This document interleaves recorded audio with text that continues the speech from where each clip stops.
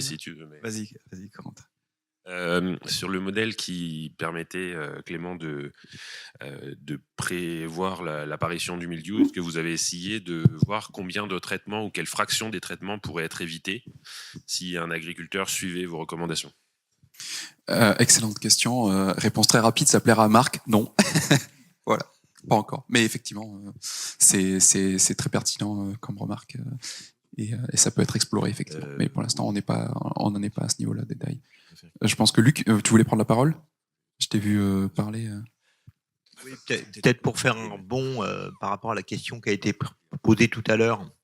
Il y a quelque chose qui n'a pas été précisé, mais qui peut intéresser, je pense, les assureurs. C'est-à-dire que le modèle que développe Clément, il est basé sur une probabilité d'apparition et donc sur un seuil qu'on détermine. Ce seuil, les résultats qui vous ont été montrés, c'est un seuil à 0,5, hein, donc au milieu entre 0 et 1. Par contre, on peut faire varier ce seuil. Et donc, en faisant varier ce seuil, on va faire varier le taux d'erreur de notre modèle. Et là où ça intéresse potentiellement un assureur, c'est que on peut déterminer un niveau de risque que prendrait l'assureur pour pouvoir ensuite développer une assurance.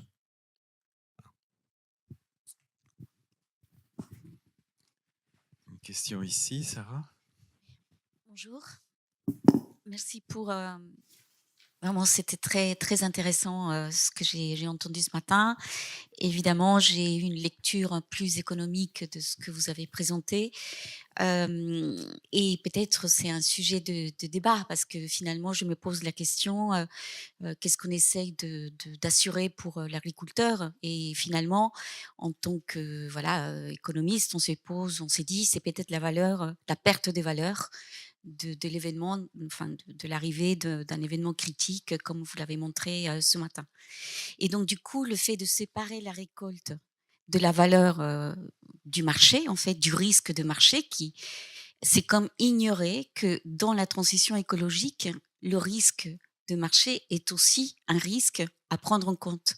Et donc ma question, est-ce que vos modèles changeraient quelque chose en termes d'incitation économique si on introduit des facteurs de marché, des prix et d'incidence sur la qualité des produits?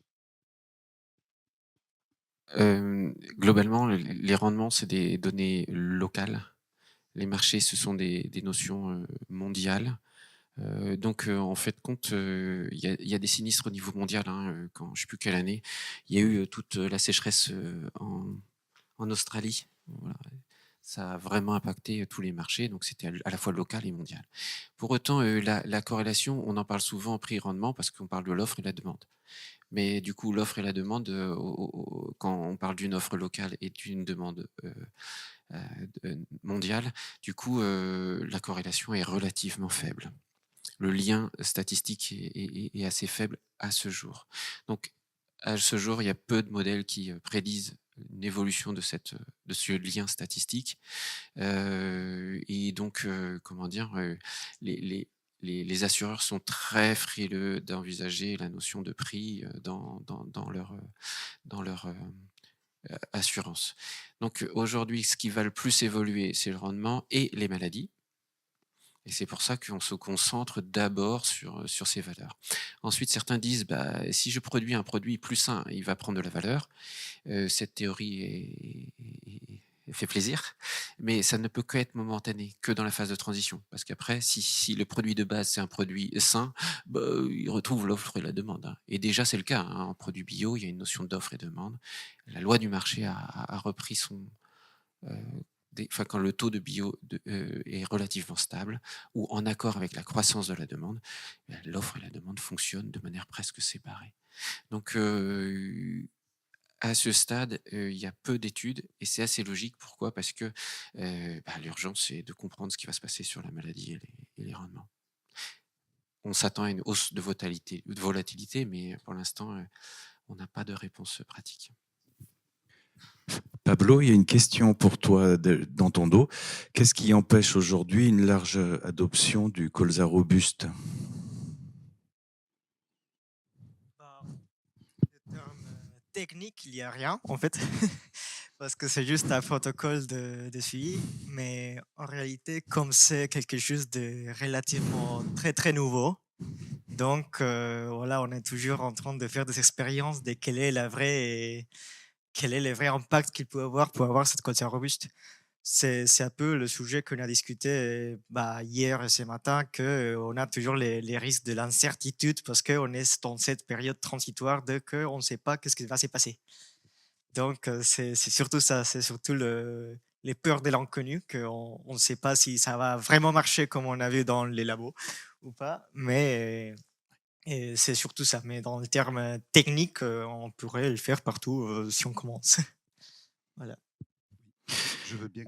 Encore deux questions, puis après on fait une pause rapide aussi. Oui. Merci Pablo pour ce premier élément de réponse. Donc, je veux bien compléter, puis après je vous poserai une question. Oui, c'est vrai, mais c'est le colza robuste côté Terrinovia. On a fait un certain nombre d'expérimentations et d'essais au champ chez des agriculteurs qui montrent leur intérêt. Mais bon, vous n'êtes pas sans savoir qu'en termes d'appropriation des pratiques agricoles, ça prend du temps.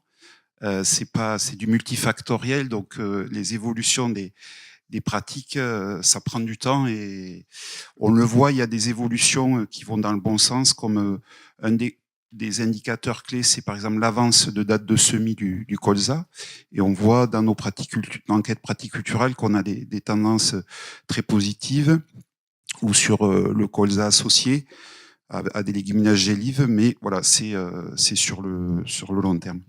Et j'avais juste une question par rapport à Pablo, votre intervention très intéressante. Une question de compréhension, j'ai pas saisi, mais peut-être que vous l'avez dit, j'ai pas compris. Il y a deux colzas robustes, CRZ-B et CRZ-I, où on a un impact sur la différence de reste à charge très, très différent. Qu'est-ce qui distingue là ces deux types de colzas robustes? C'est des deux hypothèses différentes qu'on a fait. La première, c'est que l'impact des ravageurs sur les colzas, c'est la même pour les colzas conventionnels que pour les colzas robustes. Ça, Ouais. c'est colza robuste B. B. Et après, il y a une autre hypothèse qui va plus avec les données envoyées par Terrinovia et les hypothèses de Terrinovia, c'est que les colzas robustes, il a une résistance un petit peu supérieure Oui, aux ravageurs que les colzas conventionnels. d'accord. Donc, c'est ça. Ok, c'est pour ça que ça se rapproche du colza robuste, Mhm. pratique insecticide initiale. D'accord, merci.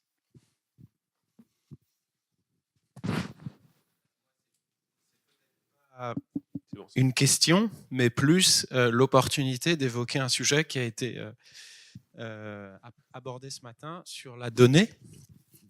Parce qu'en fait, comme il y a beaucoup de chercheurs aussi, nous, on aimerait travailler un sujet qui est en lien avec la valeur de la donnée collective agricole. Et donc, je profite un peu de cette opportunité. On vient d'évoquer, Martial, tu l'as dit, le fait que finalement, à terme, il y a l'enjeu de la transition, mais une fois que c'est la nouvelle norme, le marché ne rémunère pas cette nouvelle norme. Donc, sous-entendu, une fois que les pratiques, qui sont des nouvelles pratiques à adopter, le seront par une majorité d'agriculteurs, la problématique économique qui va se poser, c'est qui couvre le coût.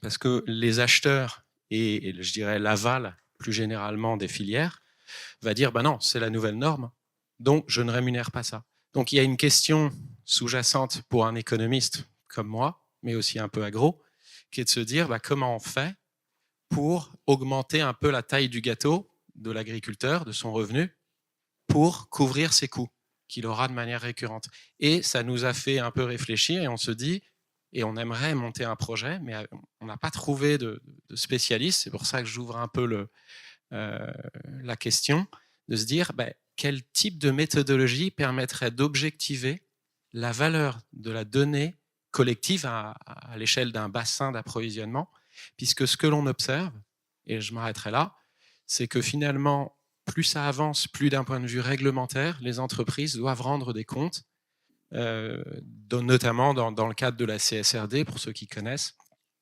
ou du reporting extra-financier plus généralement. Et ça donne accès à des financements qui ne sont pas les mêmes. Sous-entendu, les banques, plus ça avance, plus elles vont dire « Moi, je vous fixe un objectif, je veux bien vous financer, mais votre taux d'intérêt n'est pas le même si vous pouvez me prouver que sur votre bassin d'approvisionnement, vous avez une empreinte carbone qui est plus faible.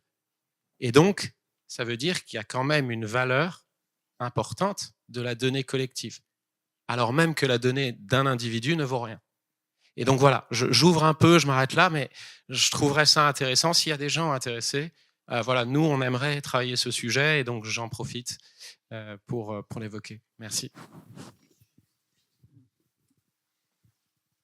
Eh bien, c'est noté, et ça n'appelle pas de réponse. Si, peut-être. On est dans une ère de paradoxe. Tout le monde met sa photo sur TikTok et ne refusera de donner une information concernant son activité professionnelle. Donc c'est